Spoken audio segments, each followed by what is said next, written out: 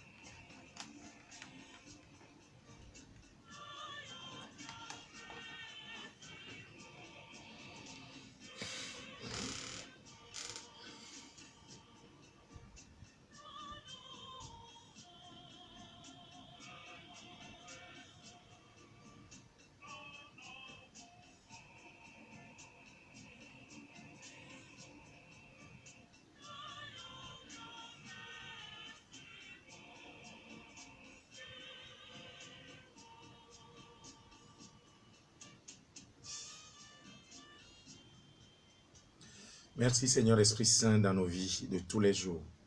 Merci d'être notre vie. Merci d'être notre force. Merci d'être notre courage, notre paraclet, notre bouclier. Sois béni pour tout ce que vous ne cessez d'accomplir dans nos vies. Merci à la très sainte Vierge Marie qui, elle, avec son Fils Jésus-Christ, aide toute l'humanité à recouvrir la santé du corps et de l'âme. Bienvenue de nouveau dans cette émission. Il y a déjà 2 semaines où nous traitons du même thème. Et c'est l'article qu'on a retrouvé dans la presse de Togo Tradition et de notre frère Gaëtan Nousouglo. De septembre 2015 et qui a pour l'article qu'il a déposé là comme titre « Qu'est-ce que c'est? Qu'est-ce que Ekpe du peuple gain de Glidi Aneho. Nous essayons de voir cet article. Merci qui nous a laissé au moins des mots, un message clair sur cette fête traditionnelle d'un peuple que nous connaissons tous et de ce peuple qui en fait est peuple de Dieu aussi. Mais nous voulons en tant que chrétiens avoir un regard sur cette fête à la lumière de la foi chrétienne catholique. Et notre frère Gaëtan Nousouglo nous dit ceci concernant cette fête. Juste un résumé. L'autre fois, nous nous sommes arrêtés au niveau de l'évolution. Et nous pouvons retenir que selon ces écrits et ce que vous aussi vous connaissez déjà, cette fête ne doit pas s'appeler Yakayakezan, c'est-à-dire couscous. Si on pourrait l'appeler couscous traditionnel, fait à base du manioc. Ce n'est pas couscous des blancs. Donc, il corrige cela déjà, que ce n'est pas en fait Yakayakezan, mais plutôt c'est épée. Épée, et je disais, pour le chrétien, qui est, épée veut dire pierre. Alors, dans la Bible, il est écrit, il est dit pour le chrétien que la pierre qu'ont rejeté les bâtisseurs est devenue la pierre d'angle. Maintenant, quand on parle de pierre sacrée, qui rassemble un peuple donné, qui est immigré du Ghana, alors, pour toi chrétien, qui est la pierre angulaire par rapport à cette pierre sacrée et à qui on donne des cérémonies et les sacrifices sont faits aux divinités. Et brièvement, nous avons donné le nom de ces divinités comme on avait trouvé aussi au niveau de la fête traditionnelle, au niveau du peuple Agou, au niveau du peuple du Kloto. C'est les mêmes divinités, tous sont des divinités, c'est-à-dire des vaudous. Donc aussi, au niveau de cette fête, notre frère qui a laissé cet article nous parle des prêtres de Sakuma. C'est une divinité de gain, c'est une divinité gain, Sakuma. Et Kole, ils ont plus de divinités, plus que les autres peuples, peuple Agou, peuple du Kloto. Pour Aneho, Aneho a plus de divinités. Et je dis, on pourrait les comprendre, parce qu'ils sont plus dans les eaux. Pour le côté, ils sont dans les montagnes. Et vous savez, la montagne aussi est rassemblée de pas mal de pierres.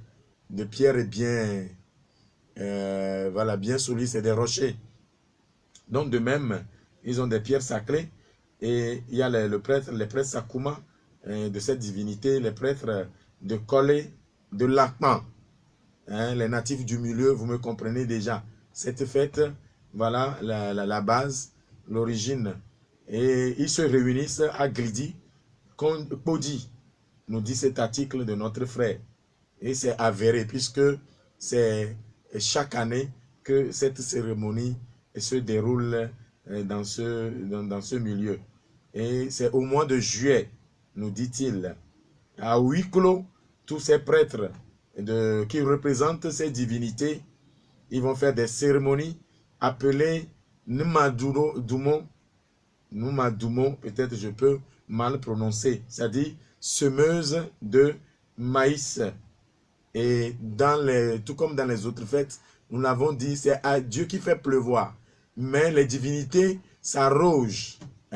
Ils se donnent ce droit de dire que, puisqu'il est, Satan est le père du mensonge, de dire que c'est lui qui fait pleuvoir, c'est lui qui fait pousser les herbes, c'est lui les champs, c'est à lui les montagnes, c'est à lui la forêt, c'est à lui, il est maître.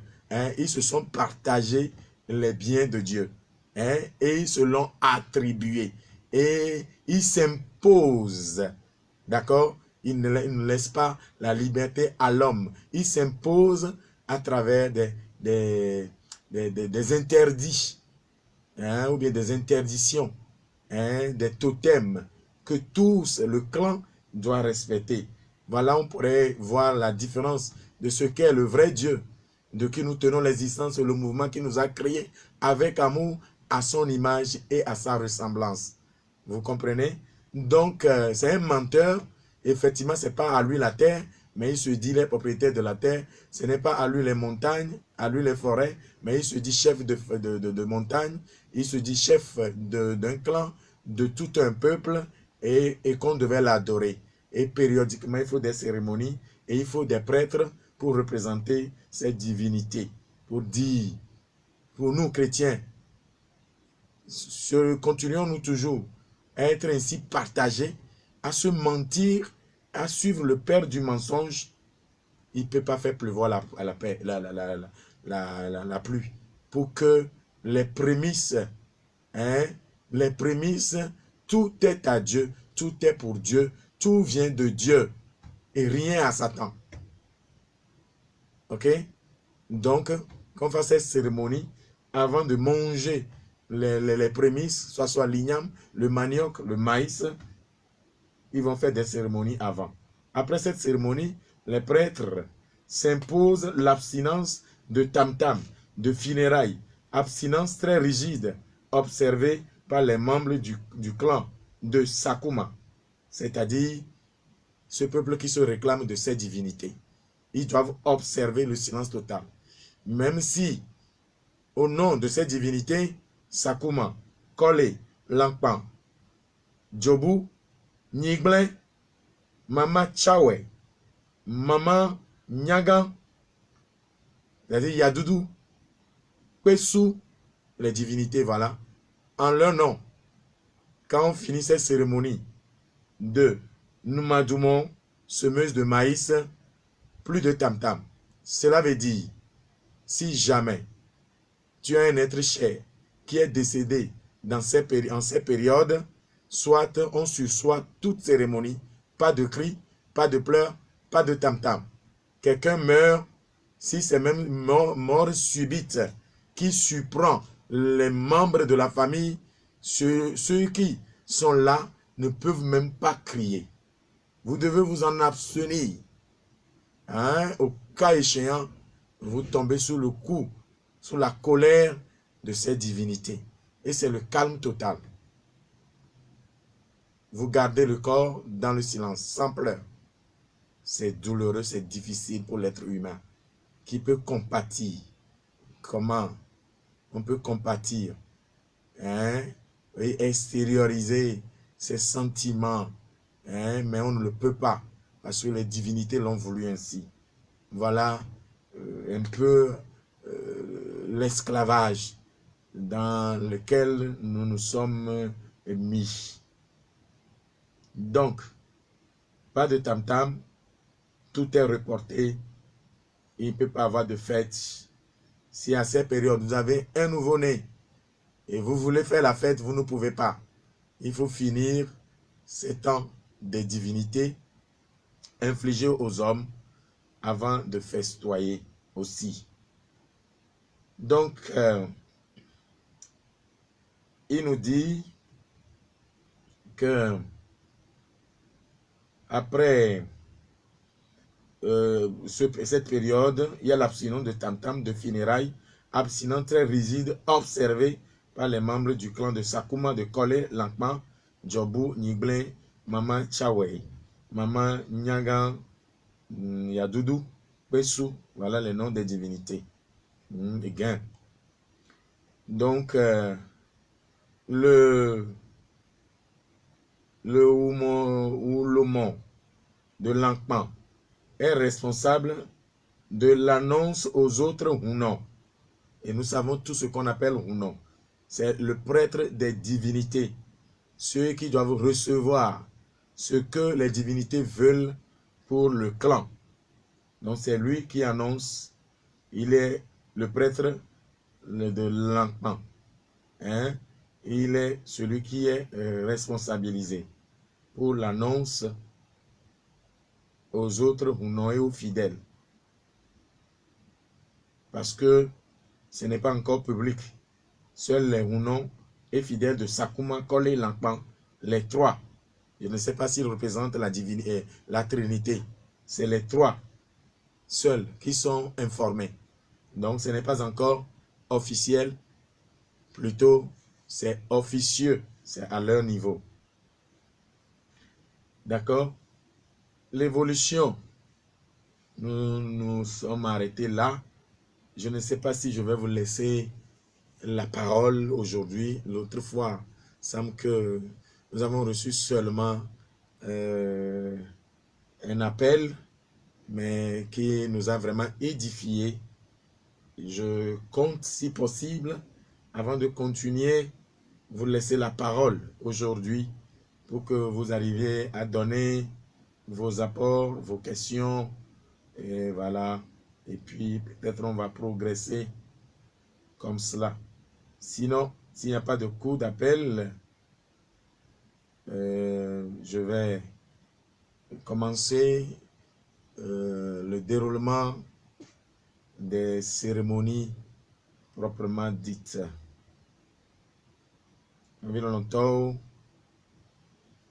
Jora Gbedeake, ye mi va do ekpechocho pe konua di, inenye azan, ye gen o duna, ye ofuna fu gen vio katan, ya bia e melek bloben, ya bia e nyebe, Yesu Christ lek bloben, mi do fome ye. Mais quand il vient à trop me bedo mi abo fomo. Il me font gare incho avec blomben. Ne mi akpotono blombo be mi abe musensen mi do la sen. E ya me on la prayer o sena go me cho wa me on be o le church ya nto go kan. Ame on le church ya nto he wa o sena un le me. Ame on la prayer o nya be yo le me vo. O dem de na vivant. Ba me yo nto le communion. Wa we la to no be mu amunyi vodu subo de ke yo. Munyi ndekpe benyo ya nemenye vodu subo nka onye no yo nkwa na mi nemenye Kristo yo ari nka wanye ene ne ba mo wa de kola se bo ya na church ho mo so nyo do sebe jijimevi ya yin lo ya ibo pumoto ya yin alo ya le mauti na yi le mauti no e voade e de konu vodu subo ya lekele lejiro e pe chocho benya ekpe soso benya Kristo to Yesu be yenye kpe gbaja ekpe sije mi atumi abe koselado ela bana ye wo mi etu agbena mi ye ba ku de mi ata ifiare ekpe soso are obe pierre sacré reke mayero amli makpe ya Yesu Kristo re ka pe nyamli makpe pesese aga pesese ekpe ye khotulogbe eya ye va zojogo njikpe nebe me tso fome ma me are yene ne miatogbe derrière ma me ba le dun kuina mi be de konu enye togbi konu enye vedu konu me ke mate glona be a o fa dale daje o eme kwa togbi enwa de konu nye togbi konu nye vedu konu togbi o vedu va dalina mi edo vedu be yiwe le mi atakpon onye ajirada son alakpa son o zina da megbeto po me adi be odola subo yo no me subo yo wa yakple e lajo nu yo do na wa ye lajo ba Yesu Kristo don kwina mi be satana la ajira to ba peto onye ajira to be fi onye ye mi nya agblemanu kwawa ebe ye na tijana nami vedu be yo na tijana nami mi poe le bagbazan apetofia mi poe le kloton to ame apetofia obe yo na tijana agblemanu ko ona ajeda to yo nya alakpato onye Yesu bre na mi nya tefu matro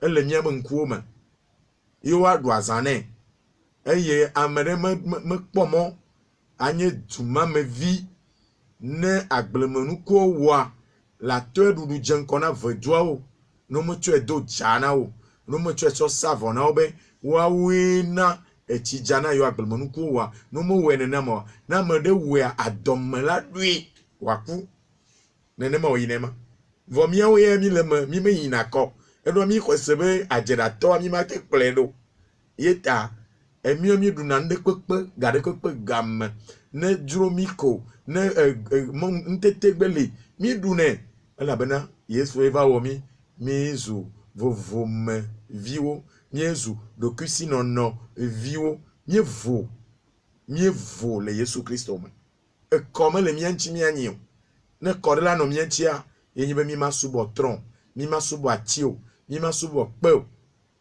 ebe yeto enya ave ebe yeto enye to gbogbo to ebe yenye to vo mi nyanyu le boma omo wa we baba nye o to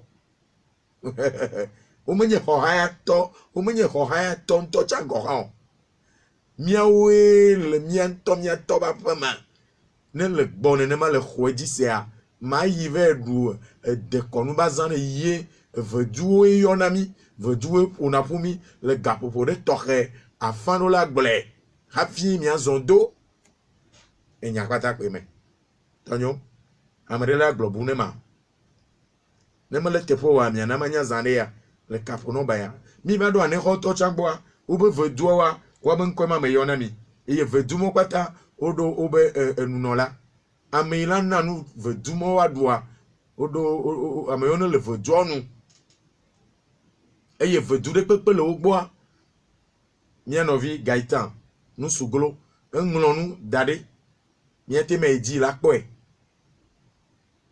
vedumo pata pakple obe huno enunola oglo yebe nyanami ye veduma wa eyo unkonami eye tokerea efe otri enyili ya me azama evaname iwa chokpe nyano via gbogbo na mi be ma yo ebe yakayaka ezan ao epe ekpe egombe pereka bakle ekpe chocho enema oyema bo ma yo azama nenemo mele tepo menye yakayaka ezan yolo azama huno de pepe vedu de pepe bakle be huno odonago la jama eye ole na nu pona wo na konu ekonu nanu seseo orola nanu vedu la du ma we na mi nu mi aduvo vedu be mi rola na yo rola du pe apase seto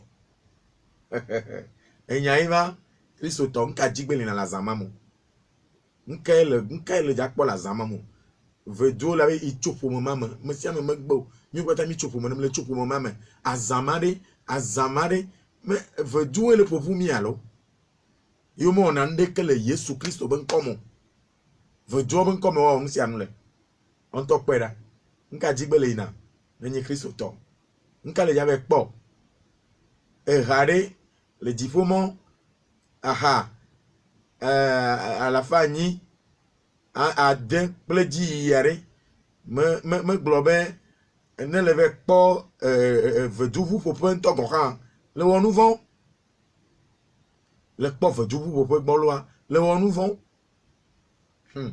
le roi fan disert le won nous vont le cafan le won nous vont le roi fan oh banyiraou osugbo mi to minya ese émission me to dia didilo mo fofo kura fanti didire ba ivo fofo kura senti didire me yo to be science be nyeo wo bo yan ima o bro ne si be mi mo science po ne alo mi me nyanu ne science o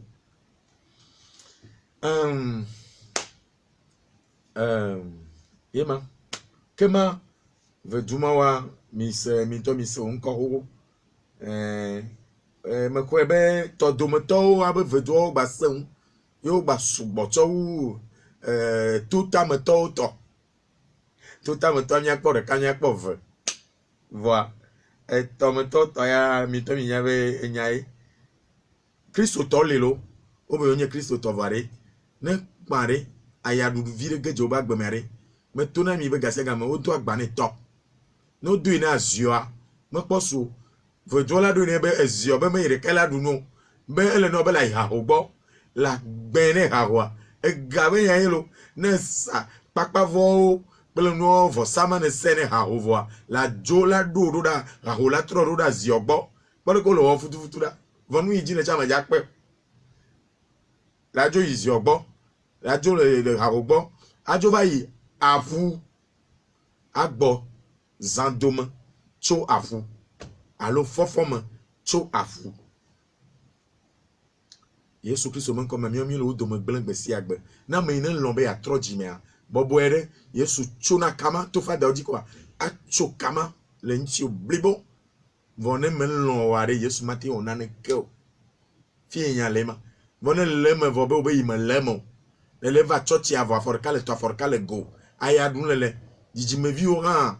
La choviare no la bena satana menye amerika yo hono o de kale yinu opea o la biosronta o la bioviota ne le bo ebe so mate va fi o so mo lona no mo ibe vi o mate kplo over wa la trop le le fima le vo gbo e ne menya o atu no be cho gana lilingon no cho gano lilingon e no cho va adewema e liligangonu wa pompore ji a cho yi edo on to mete ya va le kame pakple sakuma le kame pakple kole le kame pakple lakpan ve doa we mo te pe mo to awa we mo e yo ne punapu ne pe soso konu na nanyu na vododo hafi game asuna yenya be 30 akokwe bakpaji wa onyolo sakuma kple kole pakple lakpan yebe hunowa wa we punapu akpo azan o nyagbo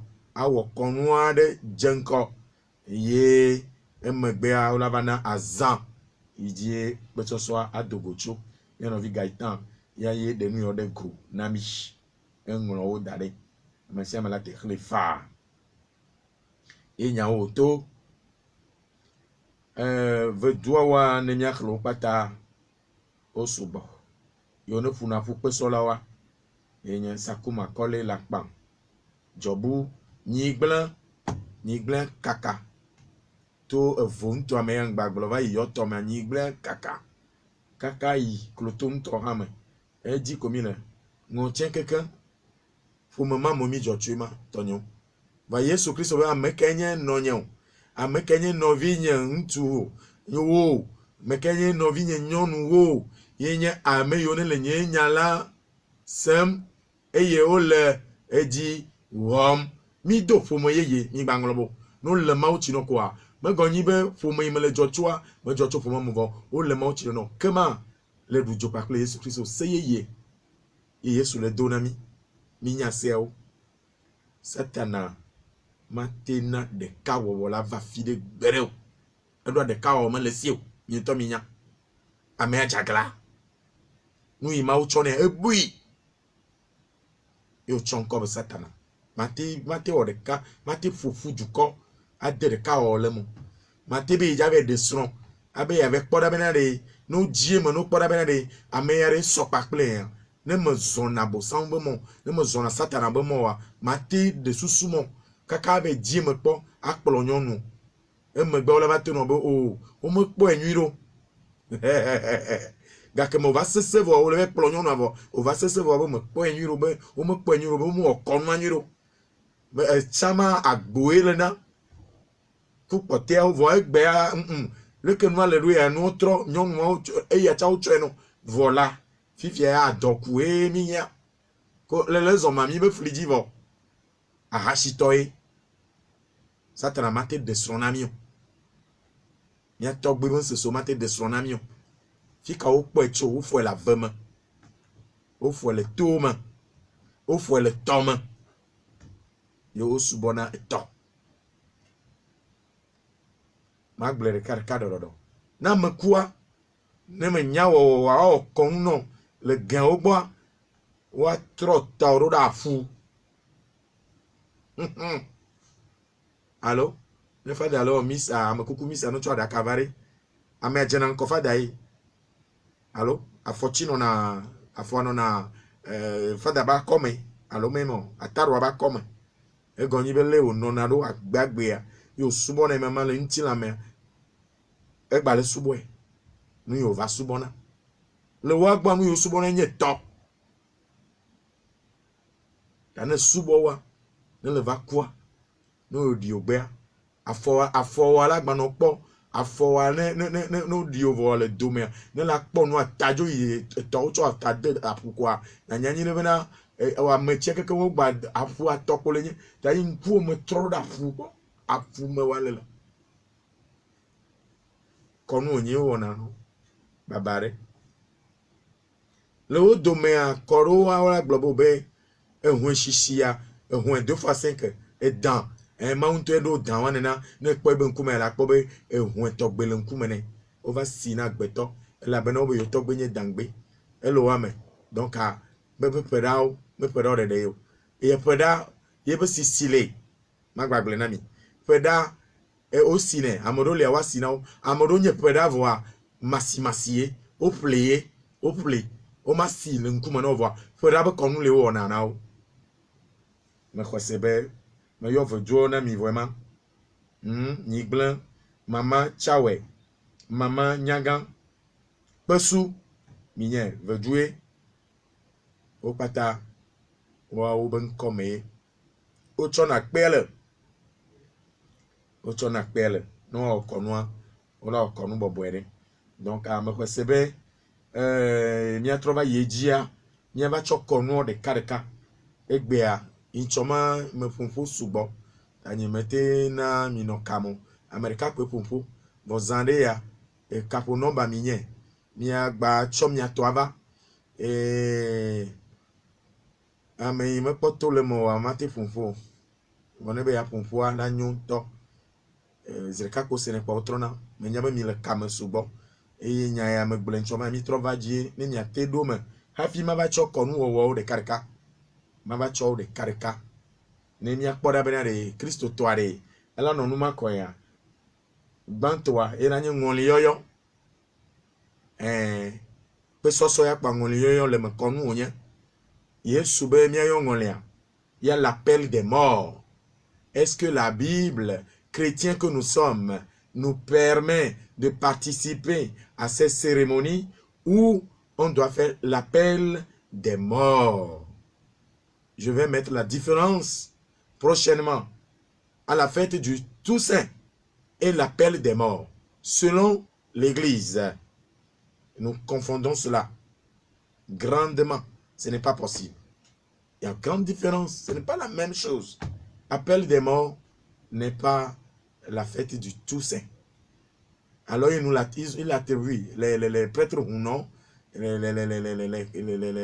ceux qui sont leurs adeptes trouvent que c'est le semblable, le similaire de la fête de Toussaint. C'est pas vrai. Ngolioyo, nyaglecho. Enyuboyo ngolia. Bible agbe nami. E magle. E ra. Benyake le glo. Kude ngolioyo tia. Milagle. Vous tout une ngolioyo. Bakle amekoke ope azan. Bakle nkurodo. Miape amayingbe ojia. Milagle. Inchoya. Minye havi. Mamado nkwina miye. Okhlena nou kheklen. Nou kele nou kheklen man. Le kweso sobe gamo. Nou kenye nou kheklen. Magle nami. Inchwamia yeji. Menyame mi le kame. Ne miya ko miape kapono bao. Zande ya. Miya nami kapono bao. Ne miya golo. Miya golo miya be miya tonami. Le mi se ogomodwa. Miya golo nami. Sedodo. La fonko kuneti e kono le situtu nene onona le gan ogbema la akpamaji nya aglopata e pe soso ntonto kono are ko yinadwa mi agle e mo globo pata le veduo be nko meye o lelo ne nya de la no mia sia incho mia no vide di da se vivere e vivi. Voilà, et moi, au moment où on na amène le Facebook dit, na mo mo se mia no via be da se di nuemo bon na ka se be egbe a mia se mia nko nuere konu o va yo be ya ka o ken ina glale o inaro bon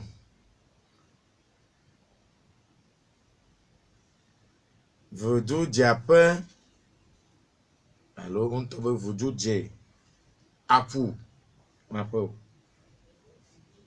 voodoo diapu e be konu cha ma glo patana mi o nle dare donc yama o commentaire sunchi akpe na mi abe yoyo ni le toji mi ate do kame na mi lo capo nomba 99 45 46 00 93 77 50 50 93 93 77 00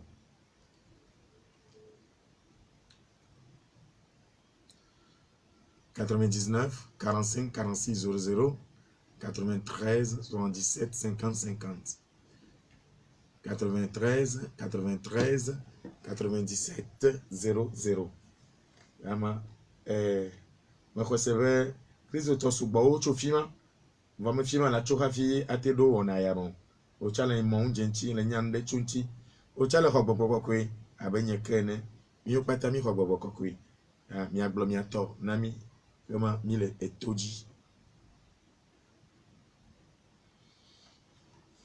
Hello. Tegwe amen.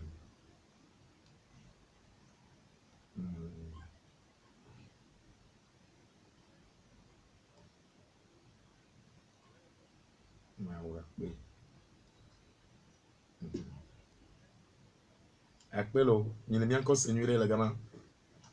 Akpe kaka.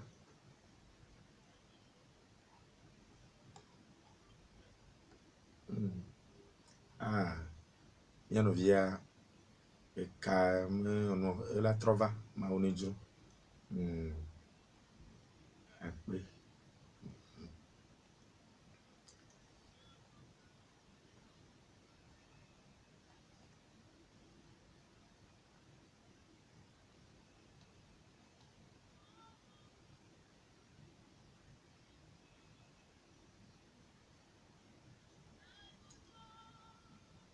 Allô? Oui. Tegbe amen. Eh.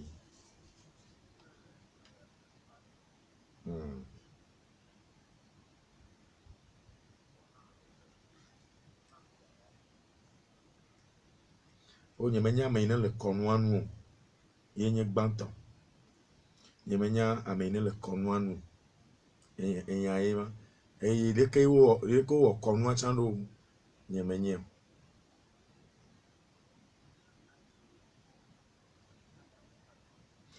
Nyame kobe bon ame konema nye mo njenchi kwa. O glona na o be dokpla vi oba wa be titutua il a tueva chochi kome. Me desi patron gbogbo do wa e onyi be ne ngba banye gado mo abanye na nyahehe ame ala su akbe ile tuchi no ma we le mi ayina di lo chala yira mi pepe voa ame ela no ela cho nu ano nya gbon no pepe voa enu bu le jimene alo meyen toyo gbogbo yi ne le podo ne le subo ya etenyi toni ya ne jin voa nu yi subo on le ya ye le ja titere tinye voa acho nya bu le nu yoji amede manyata me kai be patron do wa owe onyoa owe no nto le abale yo tuna chi hona free o glona jeje ne vo wa we over be yo le Kristo mea no yi me nyam kpo de eve chu gbo anyi be o chu eva church come yo pe de vio be jila o be abe yo le ja o konwa le church come lo me kwese be enye mon popo de be mi anovi transubolo ha wa da for church come do wa be vi le ja ho free o la va kpo tepe o la kpo o la se maunya makajibe ema enyo chowu eye wo na kokwa akpe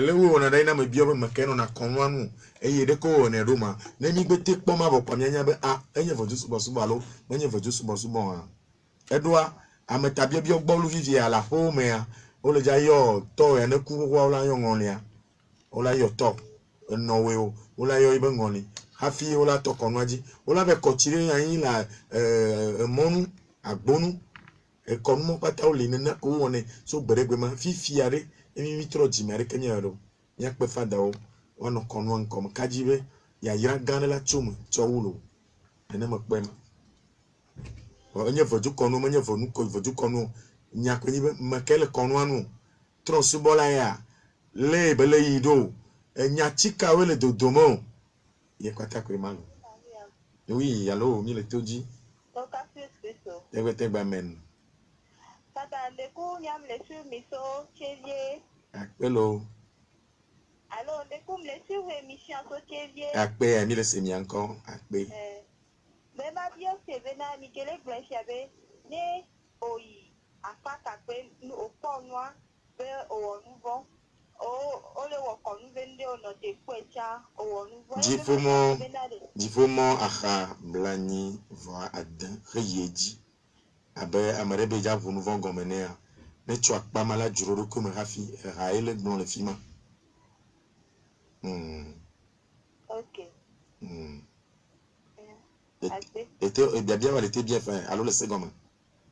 Bema dia se benesri anti odwa ahome avoju le ale koti won chare mi gba won won ke wa se fike gojo le na yin le avoju ni agba avoju le ho me patapata le ke mi la we won do nu won ke chani ma Onye Kristo ton ka me jabe ji le voju ko ma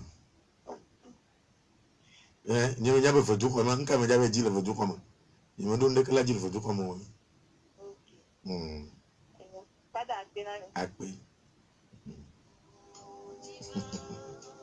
akpe ne nyabe bia o sino voju le ko ma ya mi nyanko ya ji voju ko ma me ni tonyo me ka to anye o après me to voju le si yi cha mo subo ma ncha tonya le vo etenyi no papa to ema ncha tonya ya lo kwa vo hello pada no pa ku tegbe men pada pelo apene ni tonto wo loko enya fi o to nya yo pata bia catholic so pata nya no no be au akori samba no go to nya yo to me ma so gbon nya ni be ja me so ni mu radio keke lawa fana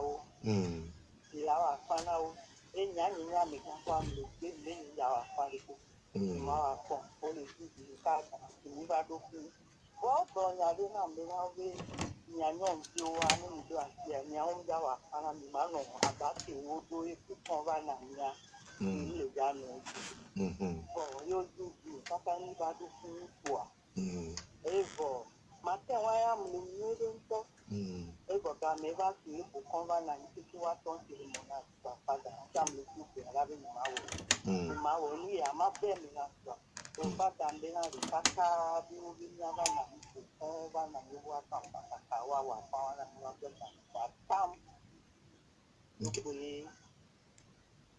ko ya ni ba e bo do ko be de ya o te tam to ko do ni ato la mo ni do mi le ya kaka ne dia pa o ko na ni ya wa pa te le wa ti ya amla yo ko na be ni ya ni ko ya yi ku catholic ya ni ko ya to ya mi ya mi ka ni ba yi ko ba yi ko no be amen wa ga to ya ya e ti na mi ba te ke ndo ma ya mi no ka ni ba la be mi no akpekaka vejowa omulona evufudio e comme evukeni le to le nyonu me a vejo omulona gbere o edo egbele na le yonti ewu na yo evujojo be duna nuna ne amere na te wasida ando asida na mere evula koda nyi fifia onu ne Awuna no kona igba nyame nkuvio me le pe gbogbo yo no do accident onu na ebujojo onu na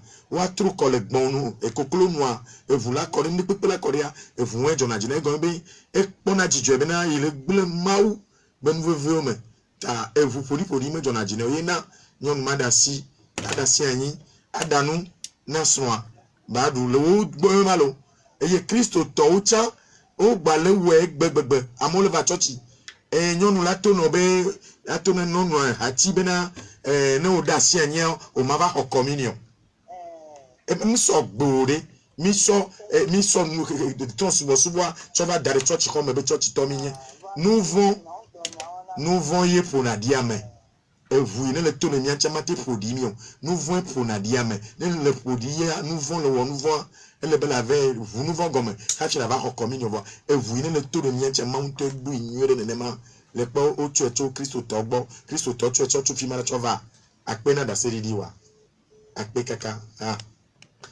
akpe amoro le ka me trɔ le to ka akpe na mia nɔvia be dase ɖiɖia ne dom ɖe Yesu dzi kpa wone na me alo oui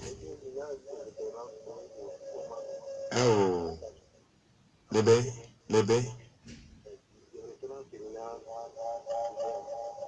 pardon mi mettez le 5 de radio dans radio une belle demain et moi diplôme page 806 et suivant il y a le film kacho yi quoi elle a ko mi ngba se ogomo nwe 806 merci allô amen akpe enfant to fond ma enfant le dama comment le mien ko seigneur lo akpe jo jinami va ne va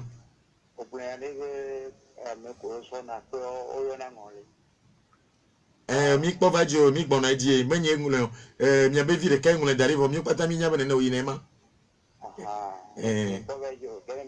oh mi ayi jin so ya vo chona ngule le te bia fa nkenje ma je se yive mi le gba be tron subo la o yo na ngoni ba le pes be le o ge mo ko da do fada wa o yo na mo ko yi o yi sen wa mi yo na o de le nka ya ni o me pe be le yo bo yo na sen o le bo yo na mo ko we o mo yo na ngoli o de angoli on ko nya mo mu do ku kan mi bo ni sen a no to ji intwa mi la intwa no to ji me gbagbe yin na sen no to ji intwa mi la no mi la ku mo no akpe mi to gbana fo to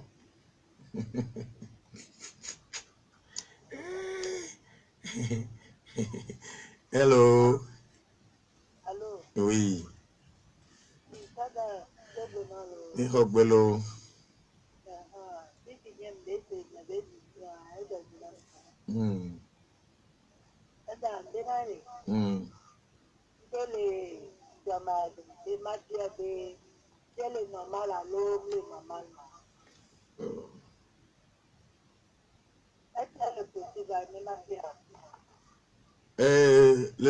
le mien be tanyame allo on to me nyai no on to be nyaya no on to be nyaya le be hanope le na church le ala ipo fada le fima lo fada le fima na kpo na de nyana no wa pe nti o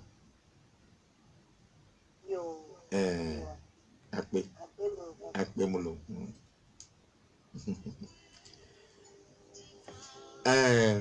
yema inchoa nyatoji akle ale yo na konuodo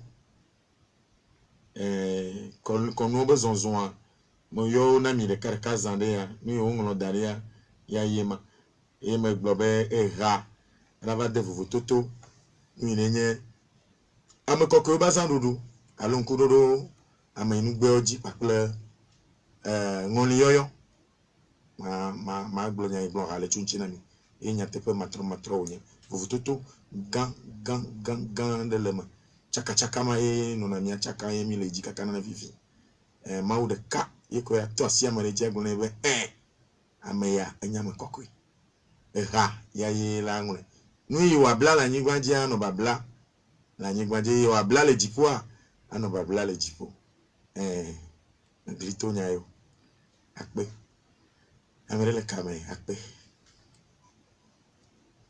allo Father, tebe amen Emmanuel, yo so ampane. akpe Era nyano vide le dia ni zade ya bena do nyam ya janti mo pone wa je lo bena me kona yo so tiki eyo so anfoin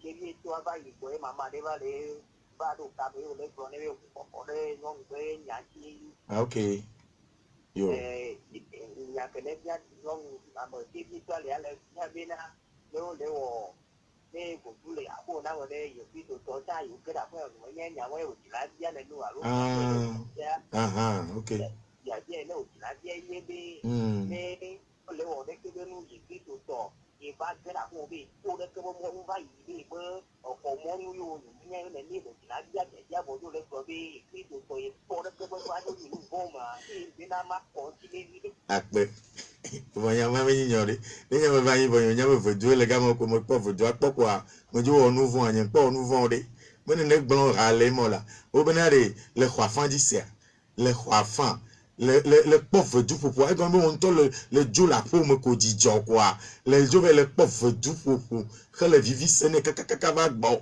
eyan yi me nyi bina nku oje akpe no kaka ne Fonya akpelo akpe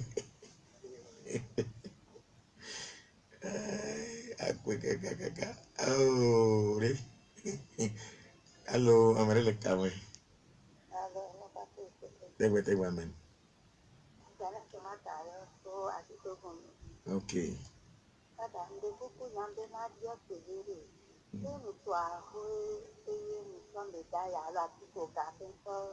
do mon au place de eta bobo de ma o wonka ni de mi soaho ni so asito ga o jere na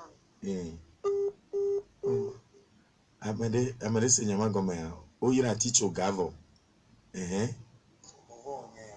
o yira ticho gana o le cho dare cho tenu a homonwa gbogbo vo me nya banyi ma nyeme nya olo nyeme yo allo mio me se nya go mio mi me se go me nyuro ya de bon ne peut-être ne treba do kameno abio allo amel kametrojo oh là là bon il faut kale gesugbo va peut-être à musugbo le no kamei ne mi cho de mo yiwa mi chobu 99 45 46 00 93 17 50 50 93 93 97 00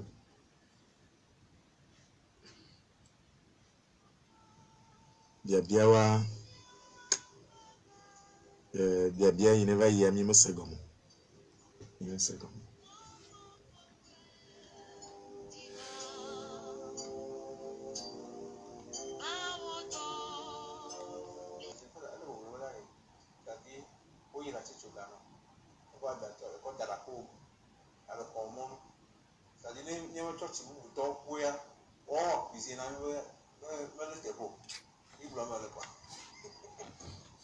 Nenyo.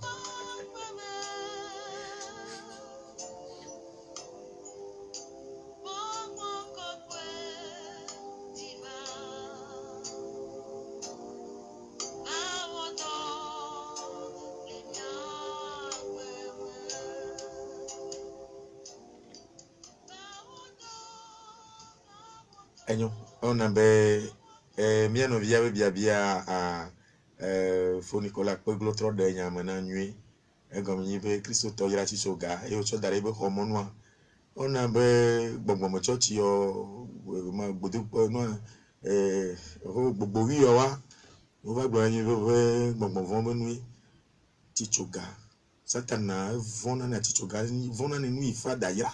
Kama kona ne bonu tepo wa yo chonya re mianchi. Me to mi weranya nui achichoga ya ira nyena mi. Ya mama nyi nyore o chonya re mianchi. Monye fojo subo legbae. Esu so ba chichoga, mo legbae ori. Monye mi kona mi mo na mi mo kona jomiri ne. Mi mo na fosare kene ori. E jesima de kahon ye de rebli bolakata. Ye ne fa da yire kwa. Et tu es dadea. Hostela si obe.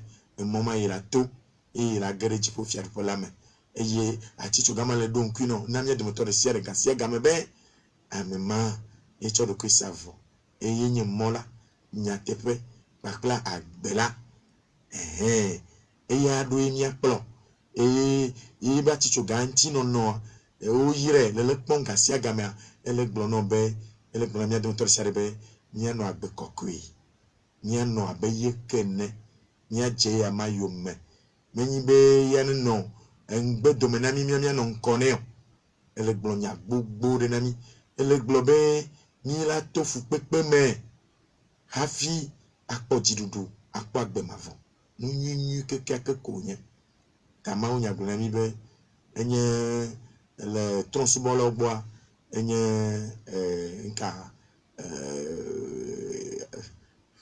folie de quoi yelo enye adabanu enye hajeje alonde nene ma yebe nyakwe baleji nye gbegbele nya bagbeme dencha yama nyi yan ame ne le xose ame yo xo Yesu Kristo dzi se anu mo etonu mo do mo nti do wo to kana de kama le fimo akpe na mia be yoyo awo mia be toji no na wo intro ne mawu de mo ya gbate ma yeji acho konu de karika acho soso pakle mawu benya akpe mawu se katato ni yara mia de motor siare le tola le vila bakle boko kola point com. Amen.